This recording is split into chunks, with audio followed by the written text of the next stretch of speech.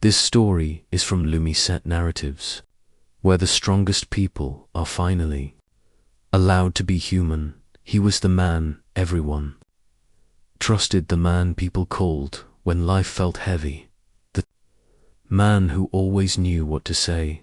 He carried emotional weight with a calm face and steady voice.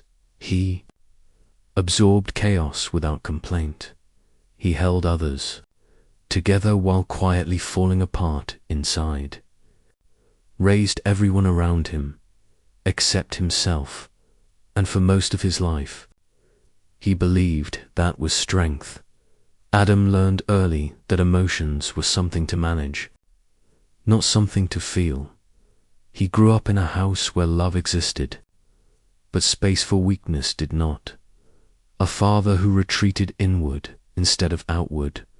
A mother who loved deeply, but was constantly exhausted. A home where needs were present, but rarely met.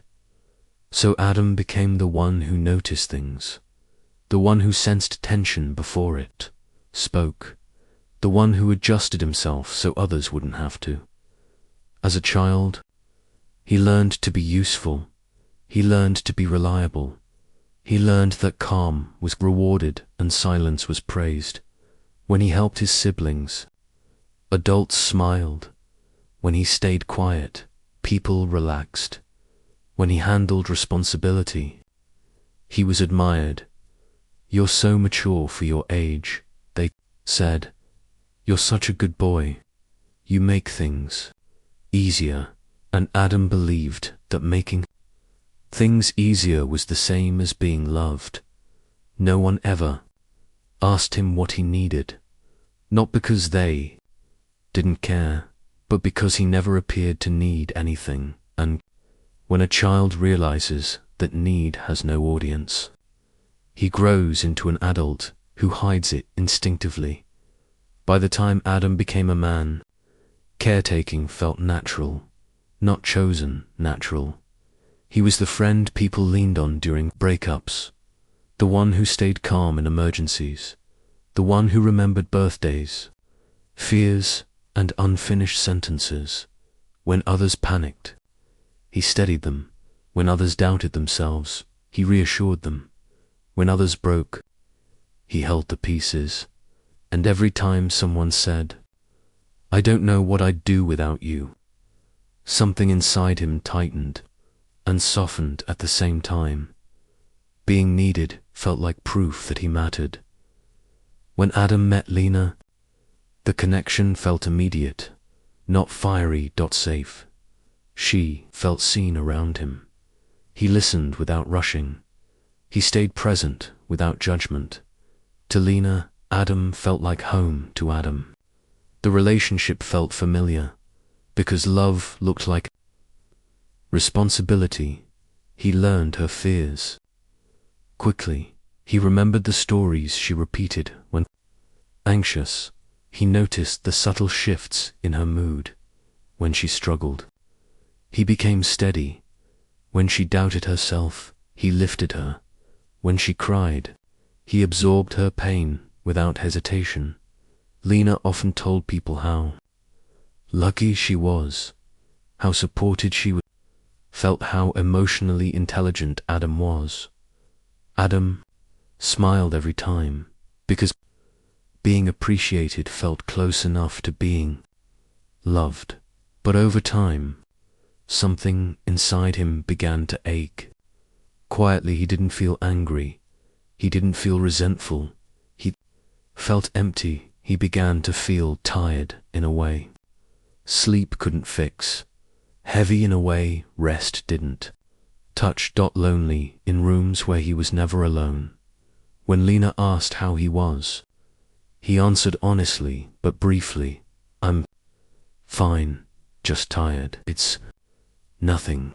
Not because he was lying, because he didn't know how to explain something he had never named. He had spent his entire life caring outward. He had never learned how to turn inward without guilt. One evening, Lena came home overwhelmed. Her fears spilled out about her career. her uncertainty, her future. Adam listened, like he always did. He reassured, he grounded, he offered clarity, but halfway through her words, something inside him went still.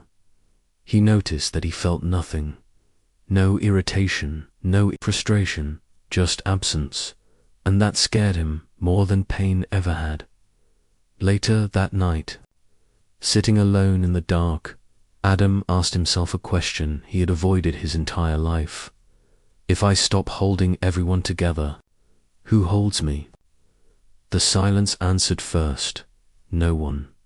Not because people didn't care, but because he had never allowed anyone to see him need. For the first time, Adam felt something unfamiliar. Grief, not for the relationship, for himself. Weeks later, Adam tried something he had never done before. He shared himself, not advice, not strength. He told Lena. He felt lost. He told her he felt unseen. He told her he didn't know how to rest. Lena listened, but she didn't know how to stay. She reassured him quickly. She praised him. She told him how strong he was. She gave him encouragement when what he needed was presence. And in that moment, Adam understood something devastating. He had taught everyone how to lean on him, but never how to sit with him. He had become indispensable and invisible. Invisibility hurts more than abandonment, because abandonment is an action. Invisibility is a pattern.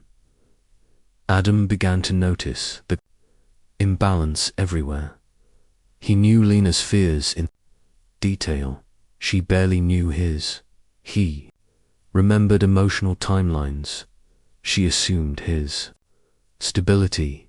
He was her foundation, but had no ground of his own. The relationship ended softly, with tears, with honesty. Adam didn't leave because he stopped loving her.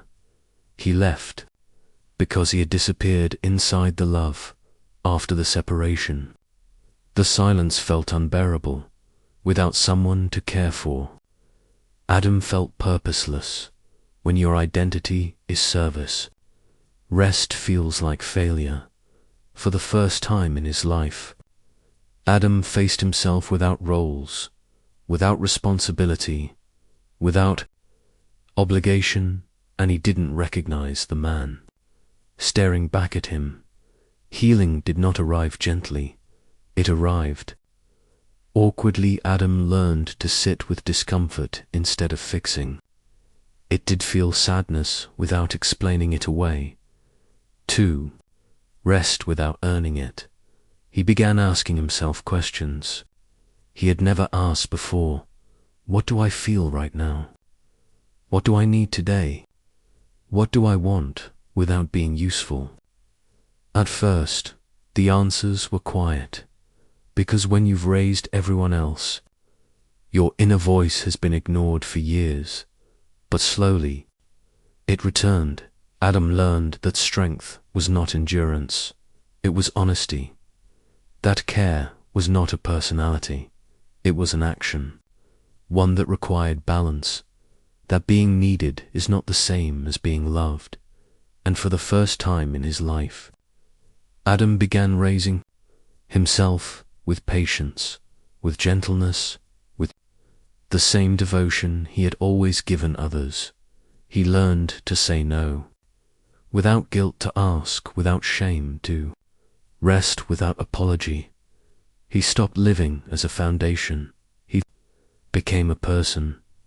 This story is for the ones who grew up too fast, the ones who became strong too early, the ones who learned to carry instead of being carried.